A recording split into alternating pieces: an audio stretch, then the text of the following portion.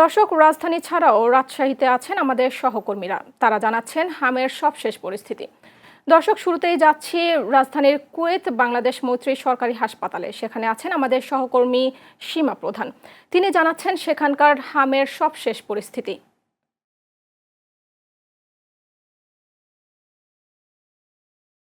সুমি, হাম যে কেবলমাত্র শিশুদের মধ্যেই সীমাবদ্ধ তা কিন্তু নয়, আমরা দেখছি বড়রাও কিন্তু এ রোগে আক্রান্ত হচ্ছে। ইতিমধ্যে কিন্তু শুধুমাত্র এই হাসপাতালটিতে মার্চ পরবর্তী সময়ে 23 জন রোগীর শরীরে হাম নিশ্চিত করা হয়েছে। হাসপাতাল কর্তৃপক্ষ জানিয়েছেন এর মধ্যে কিন্তু বেশ কিছু রোগীরা ছাড়পত্র নিয়ে বাড়িতে ফিরলো।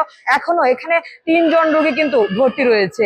এর মধ্যে আমাদেরকে কিন্তু মন্ত্রণালয় থেকে জানানো হয়েছে গত 24 ঘন্টায় আবারও 1281 জন রোগী সারা দেশে কিন্তু হাম উপসর্গ নিয়ে হাসপাতালগুলোতে ভর্তি হয়েছে। আপনি পর্যবেক্ষণ করলে দেখবেন, গতকালকে আমি আপনাকে যেমনটি জানিয়েছিলাম তার থেকেও কিন্তু রোগীর সংখ্যা বেড়েছে। এর মধ্যে কিন্তু আবারও জানানো হয়েছে গত 24 ঘন্টায় কিন্তু আরো 5 জনের হাম উপসর্গ নিয়ে কিন্তু মৃত্যুবরণ করেছে। তো এই সময় হাম কিন্তু কমছে না, শিশুদের পাশাপাশি বয়স্ক যারা রয়েছে তাদের শরীরেও কিন্তু এই হামের যে সংক্রমণ সেটি ছড়িয়ে পড়েছে। সুমি, আপনি কিন্তু জানেন গত কয়েকদিন ধরে কিন্তু দেশে একই সাথে হামের যে ডায়াগনস্টিক কিট রয়েছে সেটিও কিন্তু সংকট পড়েছে ইতিমধ্যে।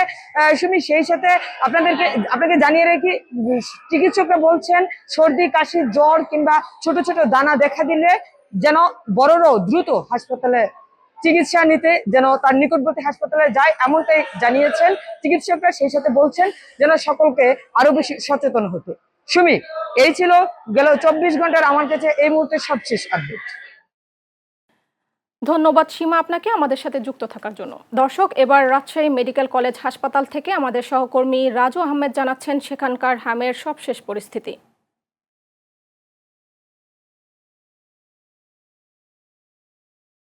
আমরা এই মুহূর্তে অবস্থান করছি রাজশাহী মেডিকেল কলেজ হাসপাতালে। রাজশাহী মেডিকেল কলেজ হাসপাতালে পৃথক ওয়ার্ড করা হয়েছে এখানে হামের চিকিৎসার জন্য। আমাদেরকে রাজশাহী মেডিকেল কলেজ হাসপাতাল যেটা জানিয়েছেন যে এখন পর্যন্ত 55 জন রোগী হামের উপসর্গে মারা গেছেন এই মৌসুমে। আর আজকে কোনো হামের রোগী, অর্থাৎ গত 24 ঘন্টায় হামের কোনো রোগী মারা যায় নাই। রাজশাহী সিটি কর্পোরেশন এবং রাজশাহী জেলা মিলিয়ে মোট 2,55,000 শিশুকে হামের টিকা দেওয়া হবে।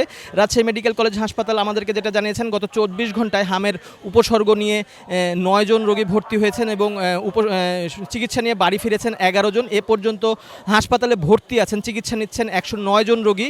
আর এখন পর্যন্ত চিকিৎসা নিয়েছেন 948 জন রোগী। তো রাজশাহী মেডিকেল কলেজ হাসপাতাল এবং চিকিৎসকদের সঙ্গে কথা বলে আমরা যেটা জানতে পেরেছি যে রাজশাহীতে এখন হামের উপসর্গ নিয়ে রোগী বেশি ভর্তি হচ্ছেন। হামের পর্যাপ্ত টিকা, শিশু যারা আছে তাদের জন্য পর্যাপ্ত সংখ্যক টিকা রয়েছে, প্রায় 2.5 লক্ষাধিক শিশুকে হামের টিকা দেওয়া হবে। তো রাজশাহী মেডিকেল কলেজ হাসপাতাল থেকে রাজশাহীর হামের চিত্র নিয়ে এই ছিল আমার কাছে সর্বশেষ।